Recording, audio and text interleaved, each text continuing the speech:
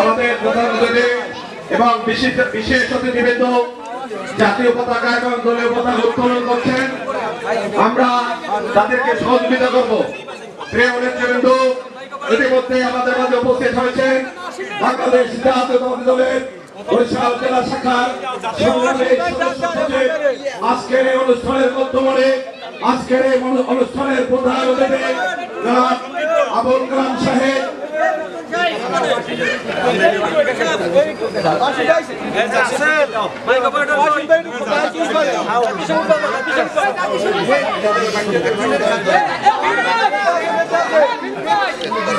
আমাদের আজকের অনুষ্ঠানের সূচনা লগ্নে জাতীয় পতাকা এবং দলীয় পতাকা উত্তোলনের মধ্য দিয়ে আমাদের এই কর্মসূচি শুরু হতে যাচ্ছে।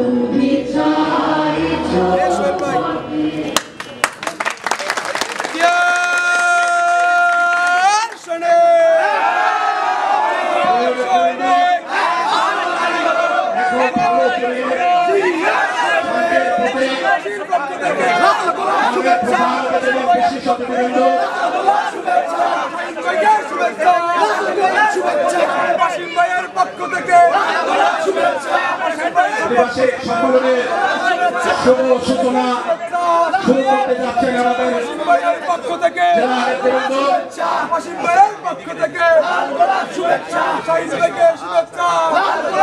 মাধ্যমে আমরা এই শুভ উদ্বোধন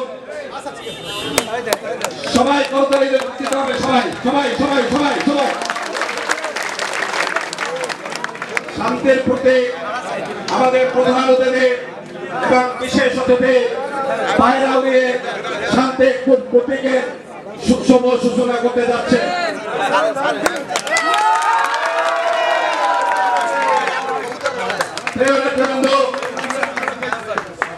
জাতীয় পতাকা এবং দলীয় পতাকা উত্তোলনের মধ্য দিয়ে আজকে সম্মেলনের জনাব কাজী এনায়েত হোসেন বাচ্চু, সাবেক সভাপতি বরিশাল জেলা, চাঙ্গা করার চেষ্টা করছে। আমরা নিজেদের ভিতরে যে আত্মকন্ট্রোল নিয়ে ষড়যন্ত্রে লিপ্ত আছি, আমরা দলকে সংগঠিত করার জন্য কোনো চেষ্টা আমাদের ভিতরে নেই।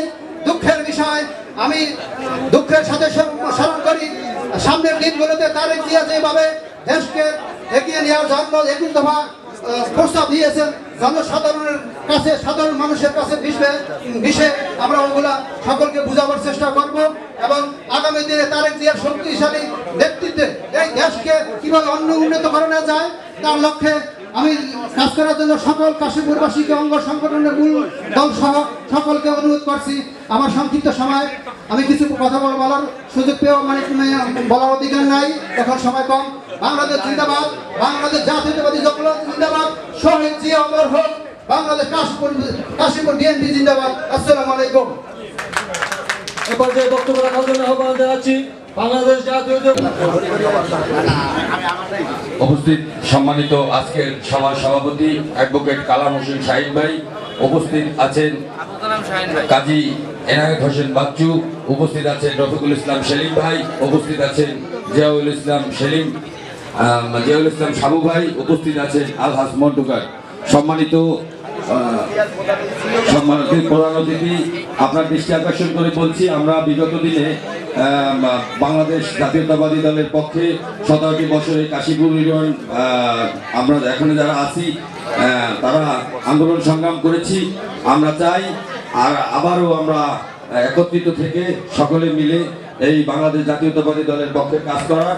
এবং আমরা ইদানিং খেয়াল করছি কিছু ফেসবুকে আমাদের যে বিকৃত মনের মানুষেরা যারা বিভিন্ন সময় ফ্যাসিস্ট সরকারের পক্ষে থেকে কাজ করেছেন, এরা বিভিন্ন রকমের প্রোপাগান্ডা ছড়াচ্ছে।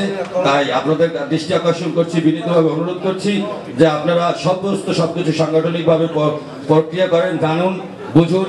আমরা নিরপরাধ আছি, এতটুকু বলতে চাচ্ছি।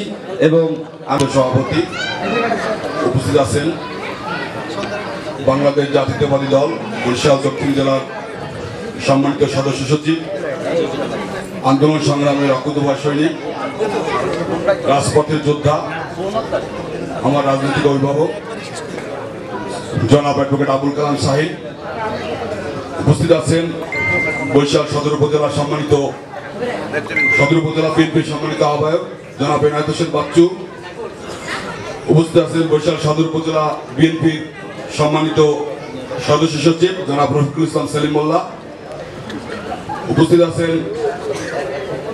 বাংলাদেশ জাতীয়তাবাদী দল বরিশাল সদর উপজেলা শাখার সিনিয়র যুগ্ম আহ্বায়ক। করেছে তাদের কোনো তদবিরে কাজ হবে না, তাদেরকে কমিটিতে থাকতে হয়।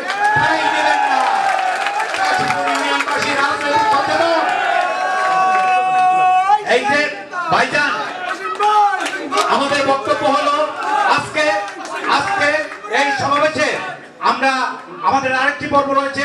আমি বক্তব্য না বাড়িয়ে এই সম্মেলনের সফলতা কামনা করছি এবং যারা ত্যাগ তিতিক্ষা করেছে তাদের সফলতা কামনা করে আজকের আমি আমার বক্তব্য শেষ করছি। এ পর্যায়ে বক্তব্য রাখার জন্য অনুরোধ জানাচ্ছি আজকের অনুষ্ঠানের প্রধান আকর্ষণ, আজকের অনুষ্ঠানের প্রধান অতিথি এবং আমাদের পরিচিত নেতা, ডাইনামিক নেতৃত্ব জেলা বিএনপির, এবং যার নেতৃত্বে আমরা এই 17 বছর রাজপথে থেকে আন্দোলন সংগ্রামে সফল হয়েছিলাম, সেই নেতা আমাদের প্রাণের নেতা, কাশীপুরবাসীর প্রাণের নেতা, জেলা বিএনপির বিএনপির নেতা কর্মীদেরকে মিথ্যা মামলা দিয়ে বাড়ি ছাড়া করেছে, ঘর ছাড়া করেছে। আমাদের অসংখ্য নেতা কর্মী ইলিয়াস আলী চৌধুরী আলম সহ অসংখ্য নেতা কর্মীকে গুম করা হয়েছে, খুন করা হয়েছে। এমন একটি দুঃসহ অবস্থার মধ্যে বিগত 17 বছর আমাদেরকে রাজনীতি করতে হয়েছে। আর কিছু সংখ্যক রাজনৈতিক সংগঠন, ভুইফোর সংগঠন, যারা নব্য শিশুর মতো ভূমিষ্ঠ হয়েছেন, তারা মনে করে মাত্র 2 মাসের আন্দোলনে এই হাসিনা সরকারকে তারা পতন ঘটিয়েছে। প্রিয় বন্ধুরা, স্লোগান লাগবে না, বসুন ততক্ষণ। প্রিয় বন্ধুরা, আওয়ামী লীগের মধ্যে যে হায়না সরকারকে যারা মনে করে জুলাই আগস্টের 1-2 মাসের আন্দোলনে পতন ঘটিয়েছে, তারা আহম্মকের স্বর্গে বাস করে। দীর্ঘ 17 বছর দেশনেত্রী বেগম খালেদা জিয়া এবং দেশনায়ক তারেক রহমানের নেতৃত্বে বাংলাদেশের সকল বিরোধী দল এবং বিরোধী দলের অসংখ্য নেতা কর্মীর আত্মহুতির মাধ্যমে, দীর্ঘ 17 বছরের লড়াই সংগ্রামের মাধ্যমে এই হায়না সরকারের পতন হয়েছে। আর আজকে ওই এনসিপি নামের নতুন একটি ভুইফোর সংগঠন, তারা সরকারের পৃষ্ঠপোষকতায় আজকে রাজনীতি করে। তারা মনে করে তাদের 2 মাসের আন্দোলনে এই আওয়ামী সরকারের পতন হয়েছে। প্রিয় বন্ধুরা,